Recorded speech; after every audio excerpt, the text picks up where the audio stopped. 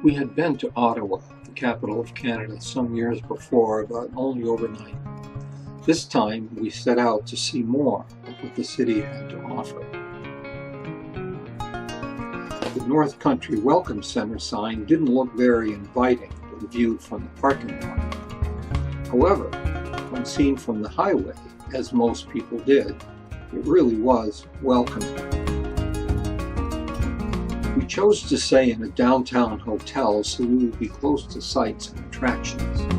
When we checked in, we were pleased to see that we were actually on the very edge of the Byward Market, an area that looked interesting during our research. We were even more pleased when we discovered that the Rideout Center, an urban shopping area, was within easy walking distance.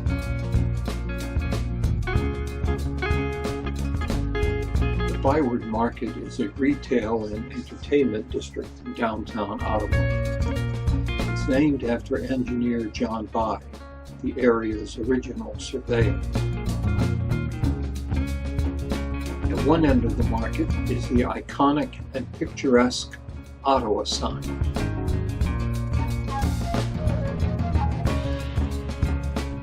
The other end is the bustling public square, always busy with music, speakers, and folk visiting and hanging out to see what would happen next. Really care for music, do you? Goes like this, the fourth, the fifth, the minor, tones, the major, the baffled king composing, hallelujah, hallelujah,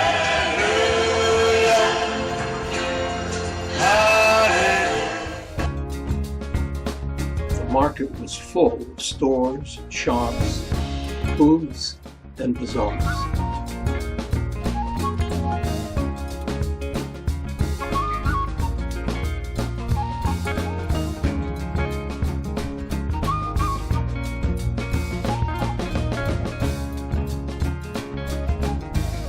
There was something here for everyone. Many streets were made into pedestrian malls where people could walk without worrying about traffic. Painted designs on the pavement added to the atmosphere.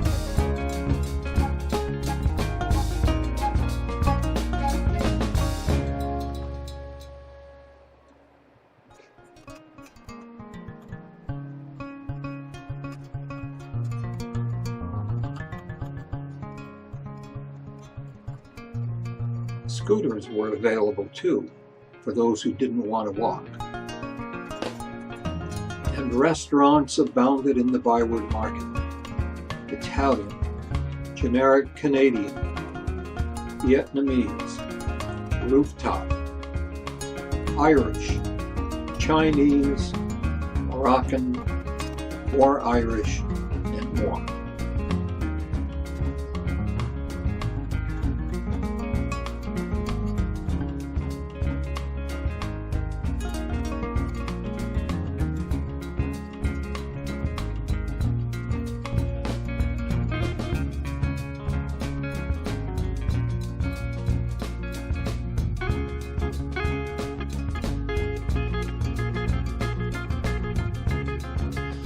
The much-touted beaver tail snacks didn't do much for us. The fresh baked goods did, however, and the locals liked them too.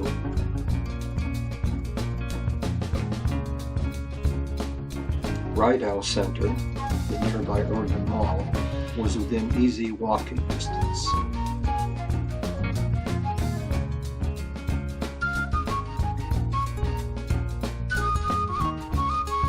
It was well kept, filled with friendly, helpful staff. A camp cube appeared to be an immersive, full-sensory experience, one we chose to pass up. Artwork of all types abounded in the Byward Market.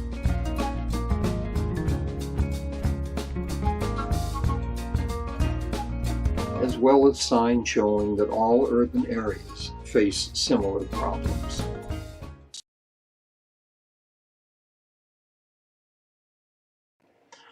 On our bus tour the day before, we saw that the National Art Gallery was nearby.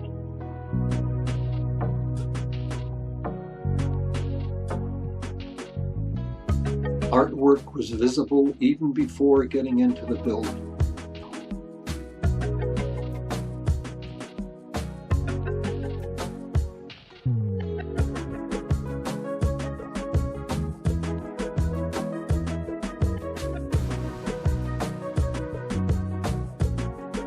The gallery made clear that it was located on territory taken from one of the First Nations that had long been on the land. Many descriptions throughout the gallery referenced this uncomfortable history.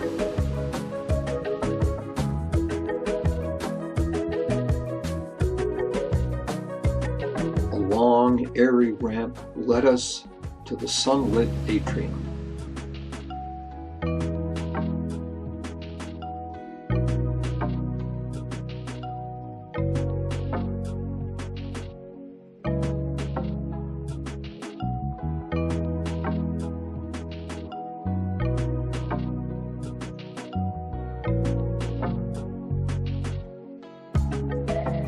An inner landscaped courtyard was spread out below.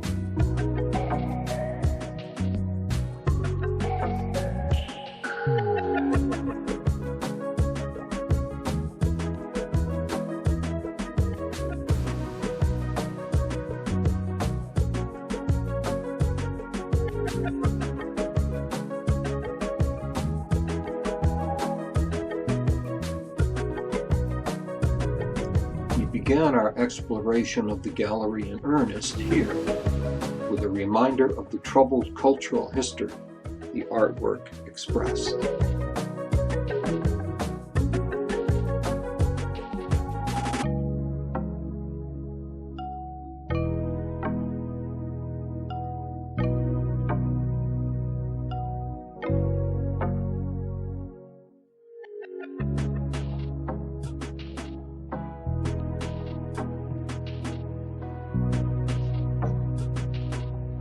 Art is the means by which ancestors pass on the knowledge and wisdom that is absorbed and adapted by today's generation.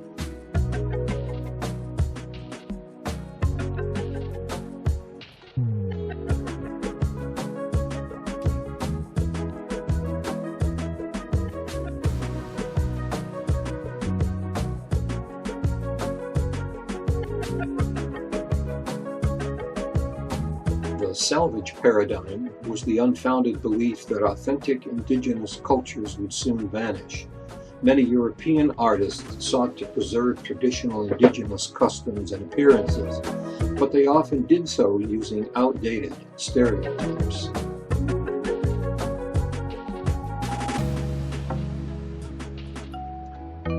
Apologies for the poor photo quality here. Government blueprints show how homes and furniture, these chairs for example, were fabricated with low-quality materials and in ways that impose colonial ideology on indigenous people, assuming they make do with basic and often unsafe living environments. Here's a fictionalized depiction of indigenous peoples by a settler artist.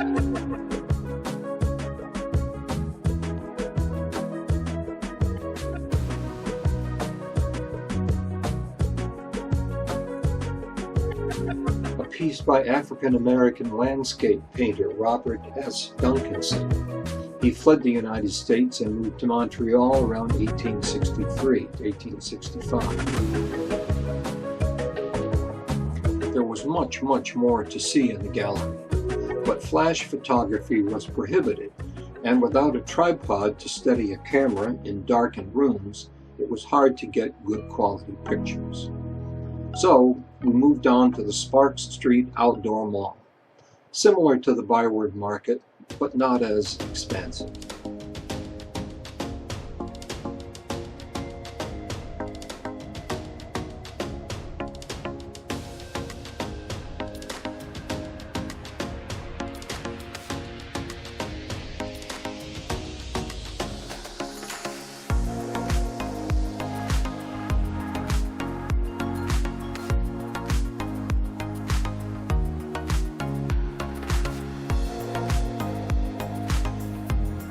combination bicycle shop and candy store was very popular.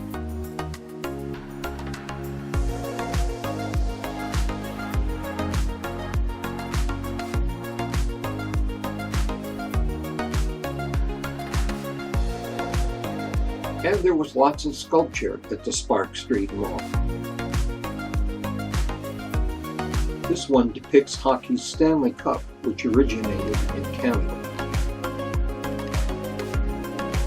Here, expressions of joy.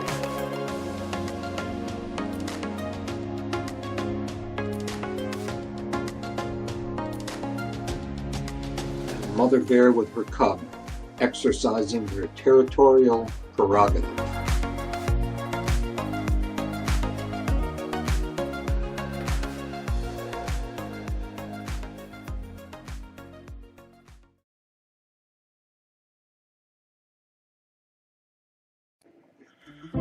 Parliament Hill was nearby, the area on the Ottawa River that houses the Parliament of Canada.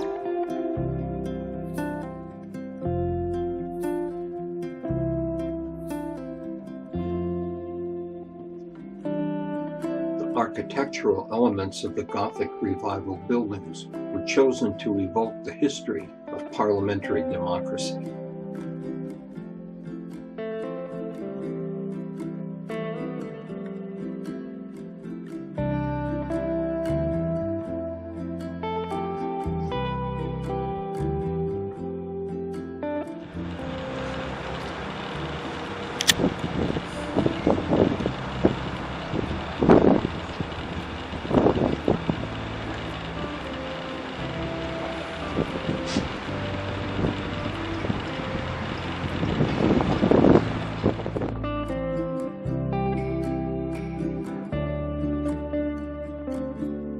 Close-ups show the minute detail in these massive buildings.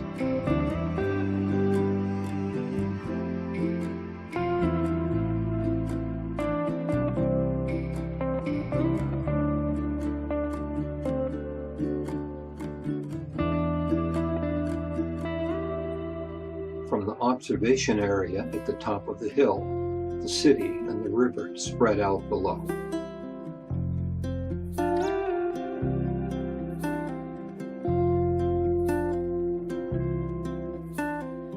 Ottawa is a city of bridges.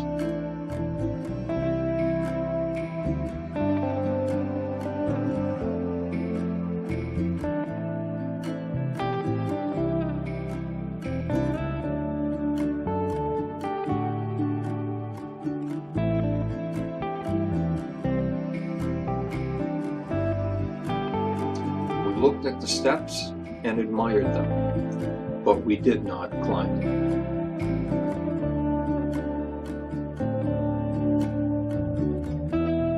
A statue of Sir Robert Borden, Prime Minister during the First World War.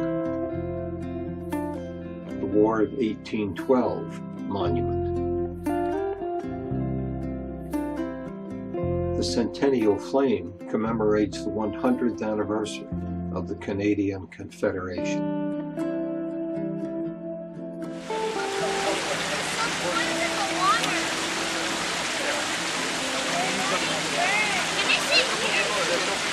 Political science and public teaching and health, and I started off my course. Then more about history and the computer counts course, just to mix stuff. Yes, but I need to start at like a general idea about the topics of Canada. Some views of the National War Memorial.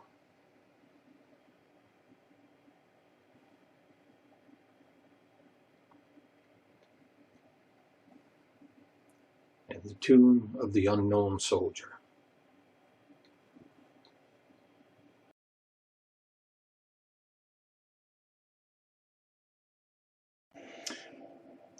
It was time to get out of the city for a bit, so we hopped into the car. The GPS led us across the Ottawa River, into the province of Quebec, then along Highway 50 to Montebello and Park Omega.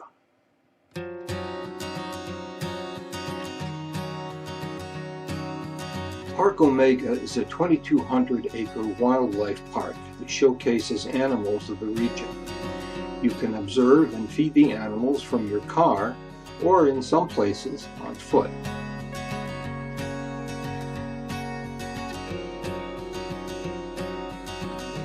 We chose to stay in the car.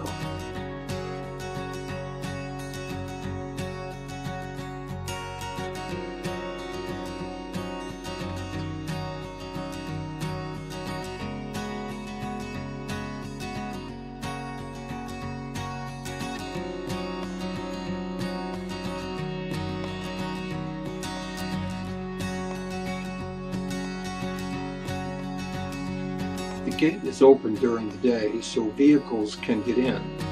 The deer find the corrugated road surface there uncomfortable and stay inside. Most of these animals were born and grew up in the park and are comfortable around trucks and cars.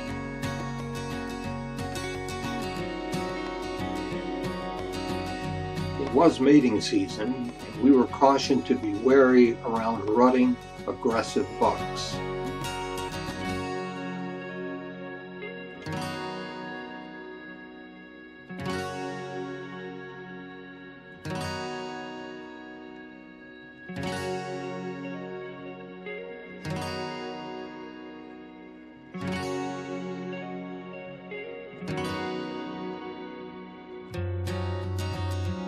The bears were behind fences. This was good for them and for us.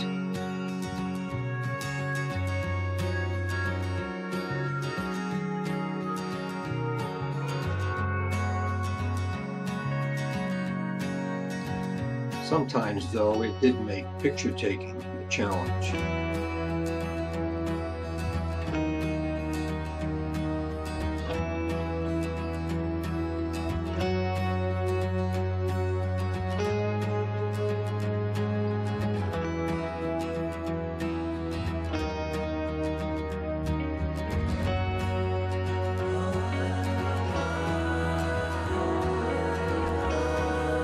Though fenced in, most of the mountain goats kept it to themselves.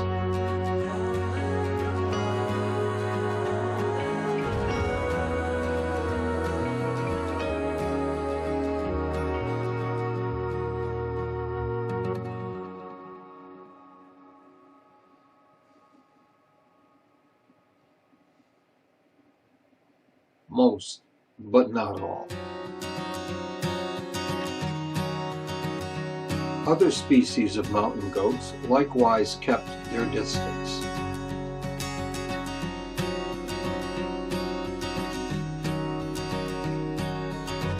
There were bison in the park. For the most part, they preferred the comfort of the distant woods.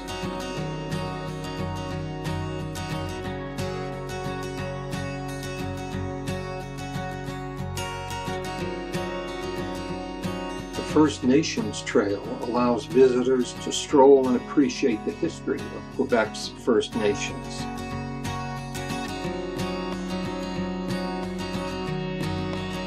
Like the bears, the wolves were kept behind fences. We appreciated that safety feature, but again, picture taking was a challenge.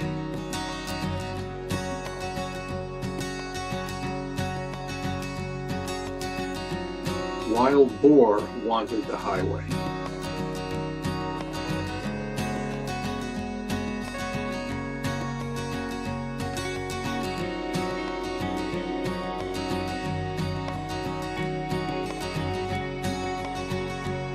There were elk and moose too.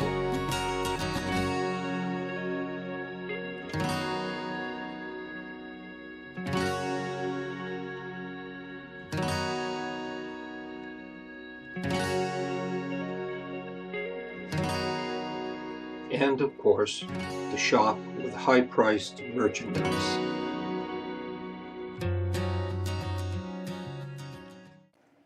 Being so much into nature, the Canadian Museum of Nature was the next stop.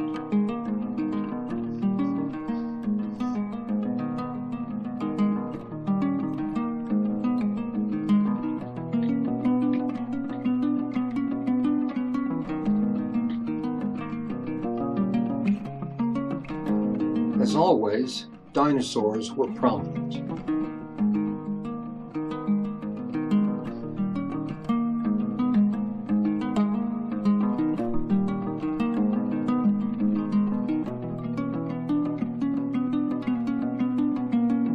As were whale skeletons.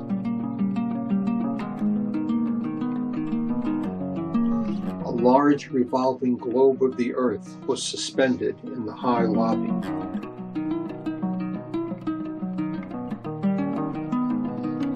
Each floor viewed the globe from higher and higher latitudes.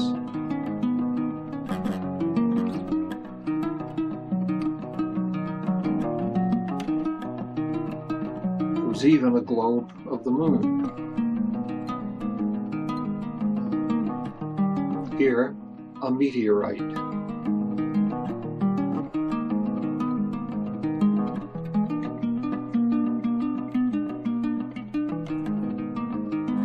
A polar bear, long since stuffed and securely fastened to the floor.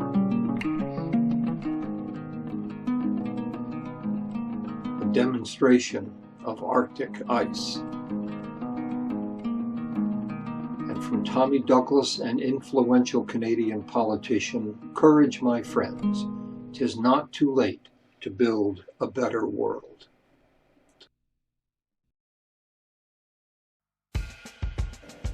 We didn't go into the Performing Arts Center, but appreciated its beauty from outside. The front plaza welcomed people to rest and relax. There were beautiful flowers everywhere.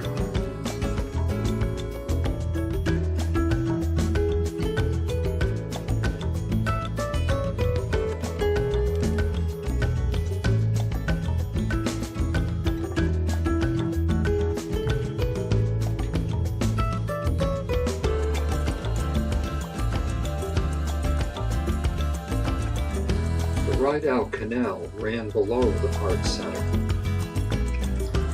We came here for a canal ride on an all-electric boat like this one. This particular boat across the canal from us was rented for a private 40th anniversary party. All sorts of boats rode up and down the 202-kilometer canal from Ottawa to Kingston. We passed by the Ottawa Convention Centre near the football stadium, both jewels of Ottawa.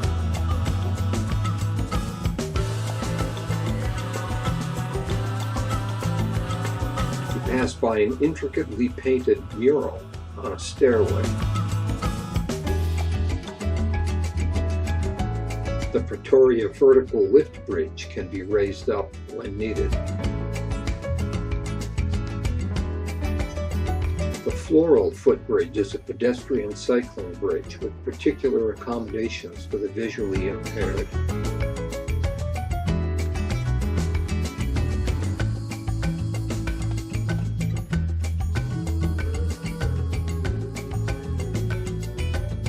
Canoeists enjoyed a leisurely paddle.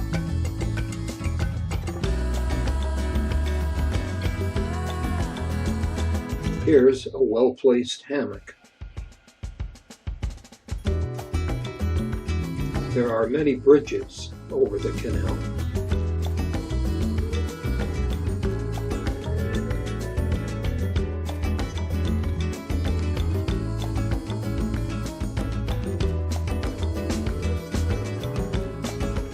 None were on our tour, but the canal has some 46 locks.